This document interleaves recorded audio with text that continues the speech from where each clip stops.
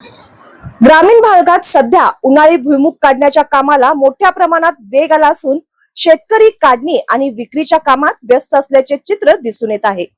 बाजारात सध्या भुईमुगाला प्रति किलो 60 ते 70 रुपये दर मिळत असल्याने शेतकऱ्यांमध्ये समाधानाचे वातावरण निर्माण झाले आहे।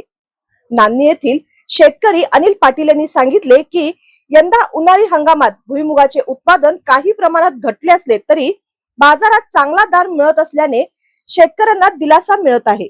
सध्या बाजारात उन्हाळी भुईमूग शेंग कमी प्रमाणात दाखल होत असल्याने आगामी काळात दरात आणखीन वाढ होण्याची शक्यता व्यक्त केली जात आहे।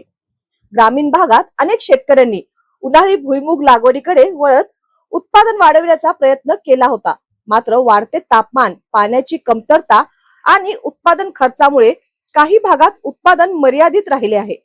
तरी देखील बाजारातील चांगल्या दरामुळे शेतकऱ्यांना आर्थिक आधार मिळत आहे। सध्या भुईमूग काढण्यासाठी मजुरांची कमतरता जाणवत असून मजुरीचे दरही वाढले आहेत।